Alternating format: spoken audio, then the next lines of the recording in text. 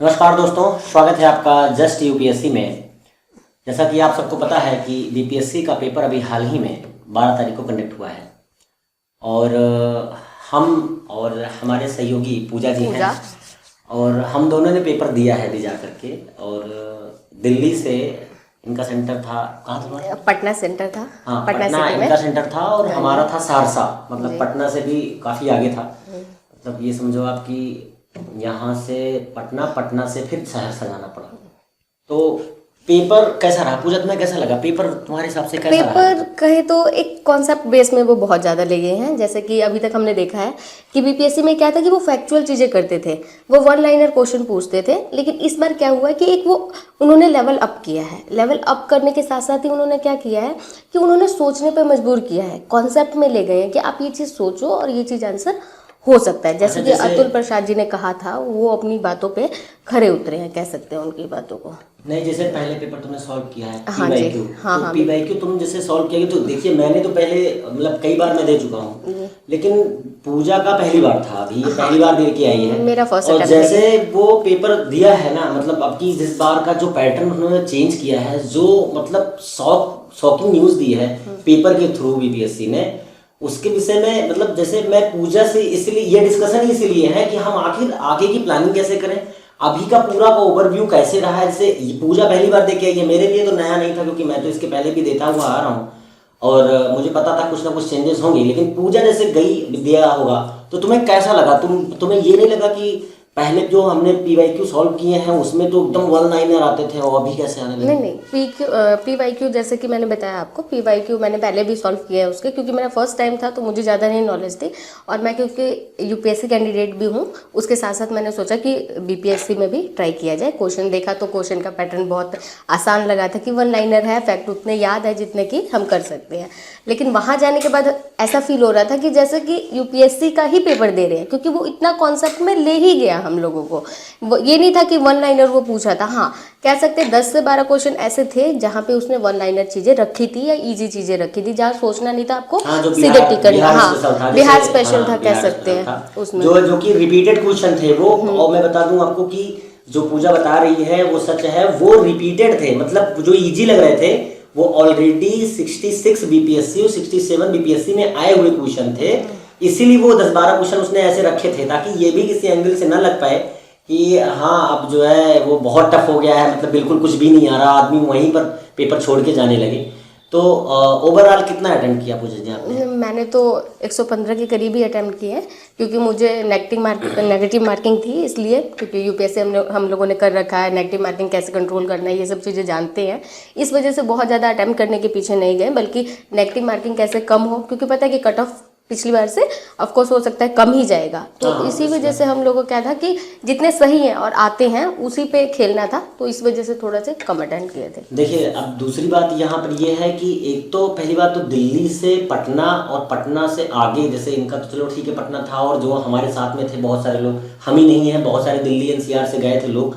अब यहाँ से वहाँ तक गए इस ख्याल से गए कि पेपर पहले से जैसे वही आएगा कि भाई वन लाइनर है और आएंगे खेल के चले आएंगे। लेकिन जब जैसे अब आप किसी निमंत्रण में जाते हो और आपको पता हो वहाँ पर पनीर बना हो, सीधी सीधी बात है, और आपको वहाँ दाल चावल दे दिया जाए, सेम सिचुएशन हम लोग के साथ हुई। यहाँ से तो पनीर के चक्कर में गए लेकिन वहाँ दाल चावल दे दिया, और वो भी ऐसा दाल चावल कि रेगिस्तान वाला था, वो टूट ना खा पा रहे ना उसको उगल पा रहे नीचे। हाँ, और तो वही सेम था। जो ट्रेन की हालत थी वो अलग है, स्लीपर पता ही नहीं चल रहा कि वो स्लीपर है, इतना ज्यादा जर्नल जैसा भीड़ हो रखी थी कि आधा तो मतलब कह सकते हैं कि हम फिजिकली इतना ज्यादा थक गए थे ट्रेन में सफर करते करते, क्योंकि बैठे ही हम लोग गए हैं। 12 से 15 घंटे ऐसे ही थे। ठीक है, तबीयत भी खराब हुई है बीच में, इन्होंने तो दवाई वगैरह लेके ही पेपर देने गए हैं, तो ये कह सकते हैं। और बाकी देखो, मैं ये कहना चाहता हूँ कि जैसे अभी पैटर्न चेंज हुआ है ना, तो अभी जो पैटर्न चेंज हो रहा है ये यहीं का नहीं है। यूपीएससी आप उठा के देख लो, यूपी से उठा के देख लो, आप बिहार पीछे चले जाओ, उत्तराखंड पीछे चले जाओ, सब जगह पे ये स्थिति है।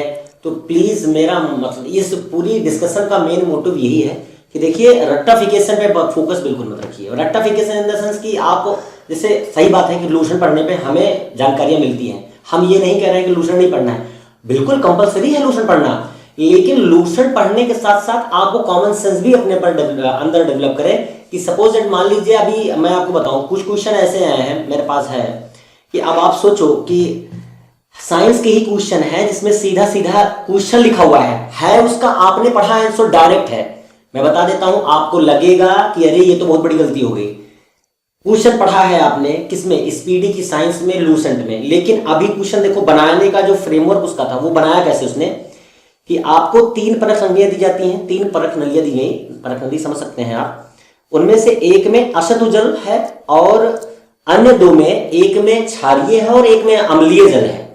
तो फाइनल क्वेश्चन उसका ये था कि इसमें से किसमें लाल लिटमस नीला हो जाएगा, और ये आपने डायरेक्ट पढ़ा है कि क्षारीय से लाल लिटमस होता है कि अम्लीय से लाल लिटमस होता है। अब जिन्होंने तो ये पढ़ा होगा उसने यूपीएससी की तरह घुमाया पहले कि पहले एक काम करो, कहानी बता दी उन लोगों ने। पहले जैसे कि पहले क्या करते हैं, अगर यही क्वेश्चन पूछना होता तो सीधे पूछ लेते कि लिटमस से कौन सा लाल से नीला हो जाता है। बिल्कुल बिल्कुल ठीक है, लेकिन इस बार क्या किया उन्होंने, अच्छे से थोड़ा घुमा दिया कि आपको परख नली दे दी है, लैब में लेके चले सोचो कि पूरा लैब वाला सिस्टम ला दिया, परख नली निकाल दिया उसमें।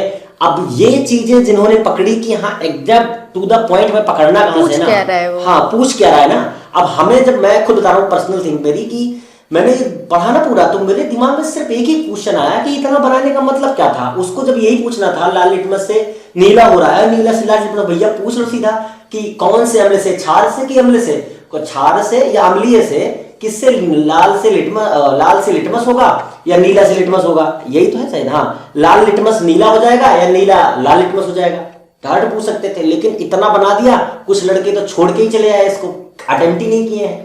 अब वो उस पे सबसे बड़ी बात ये ABCDE, ऐसे ही उन्होंने क्या किया, एक और क्वेश्चन है जैसे कि गिटार वादक वाला देख सकते हैं कि इंस्ट्रूमेंट के साथ, ये क्वेश्चन नहीं दिख रहा है कि ये ऐसा क्यों करते हैं जो गिटार वादक होते हैं। हाँ, तो वो भी क्वेश्चन बहुत घुमाने वाला था और सोचने वाला था, क्योंकि हम ये चीजें ना हमेशा देखते रहते हैं कि हाँ कभी भी अगर हमने कहीं संगीत वगैरह सुना होगा तो देखते हैं कि जैसे तबला का हो गया या फिर जो भी इंस्ट्रूमेंट वहां यूज होते हैं उनको क्या करते हैं, एक सेट करते हैं फ्रीक्वेंसी पे, ताकि वो फ्रीक्वेंसी पे सेट करते हैं। क्योंकि किस मतलब जैसे मान लीजिए आप कभी भी किसी शो में जाओ तो नॉर्मल क्या होता है ना, कहते हैं भाई ये वो डोरो लगी होती है ना, कहते हैं इसको सबको टाइट कर लो, पहले बजा के देखते हैं। मैं पहले वही एक्सपेरिमेंट कर रहा था, बजा के देखते हैं, उसके बाद उसको सही करते हैं।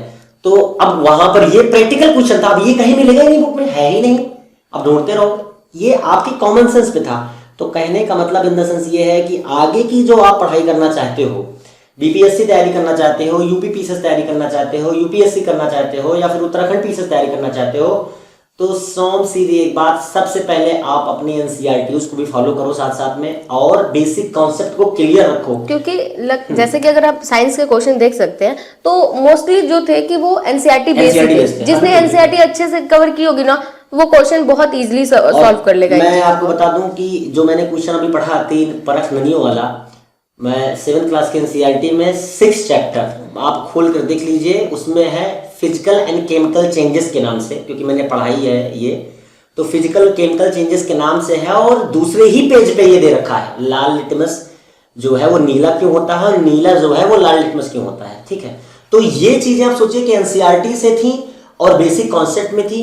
तो ये हम दोनों का मेन मोटिव यही है कि अपनी जर्नी बताएं कि हमने कैसे सॉल्व किया है, क्योंकि पूजा जैसे कि बता रही है कि यूपीएससी से अभी अपीयर हो, भले इसके पहले भी दे चुकी है और अभी अपीयर होने वाली है, और हम भी एटलीस्ट यूपीएससी की तैयारी कर चुके हैं और कई बार से हम पेपर दे रहे हैं, मतलब बीपीएससी भी दे चुके हैं, और एक्सपीरियंस भी रहा है और कंसेप्ट भी रहा है। ठीक है, तो कहने का मतलब अभी आप देखिए ना कि जो मार्केट में मैगजीन है, तुमने देखा होगा कि जितने भी करंट अफेयर आए हैं किसी भी मैगजीन से नहीं है। नहीं, मैगजीन से नहीं है, वो अंदर घुस गया ना, मैगजीन वालों ने तो ऊपर दे रखा था।